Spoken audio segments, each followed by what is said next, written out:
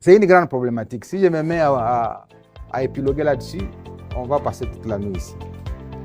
En fait, les pays, la RDC, comme vous pouvez vous y entendre, c'est au cœur de l'Afrique, avec toutes ses richesses. Et malheureusement, il est la rusée de tous les autres États.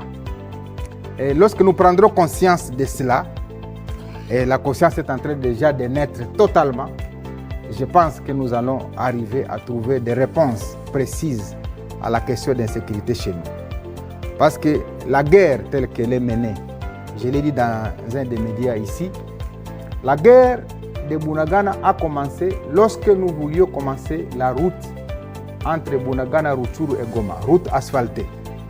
Lorsque nous allions commencer la route Beni, Kasindi, Beni, Butembo. Ce sont des corridors de développement qui devaient ouvrir la RDC à l'océan Indien. Et la guerre a commencé par là. Comprenne qui pourra. Cet espace-là, de Bunagana à Rutshuru, en arrivant à Goma, s'il est désenclavé, c'est les bastions des gorilles des montagnes. Donc si cet espace est désenclavé, ça attire tout le tourisme mondial. Donc il y a des pays qui, à la suite de ce désenclavement de cet espace, souffrent par le tourisme dont ils font la propagande à travers le monde. Et donc, en empêchant cette activité de commencer, c'est effectivement d'empêcher la relève économique de la RDC. Toute la mafia, et je l'ai dit plusieurs fois, les RCD qui a commencé la guerre en 88, le 2 août, est resté pendant 5 ans au Nord Kivu. Et pendant 5 ans, le Rwanda est venu au motif qu'il poursuivait les FDLR. Mais tout le monde sait qu'en lieu et place de poursuivre les FDLR, 5 ans après, le Rwanda est sorti premier producteur du coltan et d'autres minéraux. Et donc, il y a des faux fuyards qu'on a fait porter au niveau de la communauté internationale pour aveugler les gens qui n'ont pas la maîtrise de la situation des Grands Lacs, alors que derrière ça, il y a un intérêt économique.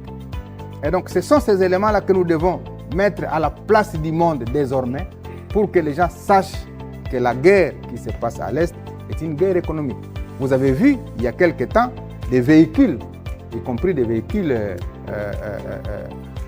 que je ne vais pas citer ici, à bord desquels il y avait même des minéraux qui étaient enroulés dans les jantes des pneus.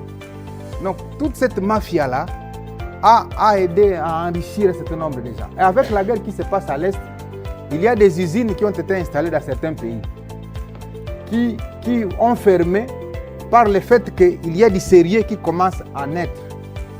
Maintenant, qu'est-ce qu'il faut? Il faut créer un climat de trouble pour que les sérieux qui commençaient à s'installer cessent et que les trafics mafieux reprennent pour alimenter les usines qui ont été installées dans certains pays. Ça, ce sont des questions pour lesquelles je n'ai pas peur de devoir me prononcer pour avoir dirigé pendant 12 ans la province Nord Kivu avec des éléments que je détiens de par ma fonction que j'ai occupée. Donc, c'est tout cet environnement-là qui doit être compris par d'abord les Congolais. Parce que quand vous êtes à Kinshasa, au Congo central, à l'Équateur, on a une autre compréhension de ce qui se passe à l'Est. Et j'ai souvent entendu les gens dire non, ça, ce sont des histoires d'entrée là-bas. Je crois que ma manière de communiquer ici est aussi pédagogique pour permettre aux gens qui ne sont pas de cette partie de comprendre que cette question nous concerne tous.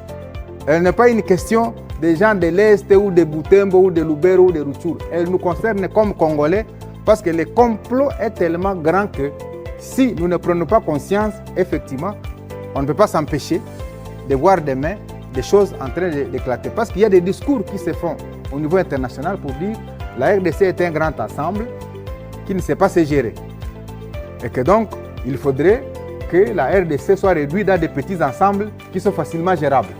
Ces discours-là sont de nature, effectivement, à nous amener vers un plan. Un plan qui est ourdi par ceux qui instrumentalisent le climat d'instabilité, d'insécurité, parce que l'important, ce n'est même pas de savoir l'agresseur. On peut même attaquer l'agresseur aujourd'hui, mais moi je pense que l'important c'est de savoir l'agresseur lui aussi, il agit sous quel chapeau. Je suis heureux et c'est ça la force de la diplomatie du président Tshisekedi, que lorsqu'il est allé à Luanda, eh bien, on a vu les 2 chefs militaires qui se battent sur le territoire congolais. Parce qu'en lieu et place du M23 qui devait se retrouver à Luanda, on a vu les 2 chefs militaires. Et donc, ceux qui se sont retrouvés là-bas ont réaffirmé devant la face du monde que c'est nous qui nous battons sur le sol congolais et donc nous venons parler. Ça, c'est la force de la diplomatie congolaise. Et donc, je pense qu'on est en train de gagner petit à petit et il faudrait que le peuple congolais accompagne son gouvernement pour qu'on en arrive à extirper tous ces éléments-là qui nous ont échappé depuis un certain nombre d'États. Et je crois que si la conscience est collective, nous allons arriver à bouter dehors. Et la résistance populaire telle que vous la voyez aujourd'hui à travers toute la République, c'est ce qui fait hésiter les réseaux qui pensent qu'il faut subdiviser les pays en petits ensembles. Parce qu'on sent que les Congolais de l'Est, de l'Ouest, du Centre et de partout ailleurs est tellement unis qu'ils ne veulent pas qu'un seul centimètre soit cédé à quelqu'un d'autre. Il y a des déplacés aujourd'hui qui sont en Ouganda, mais qui ne veulent même pas rentrer à Bunagana parce qu'elles ne veulent pas être sous la coupe des agresseurs. Elles préfèrent rester sans manger en Ouganda comme réfugiés que d'aller être sous la coupe de ces agresseurs-là. Vous voyez les degrés de patriotisme qu'il y a. Donc on doit l'accompagner ensemble. Alors,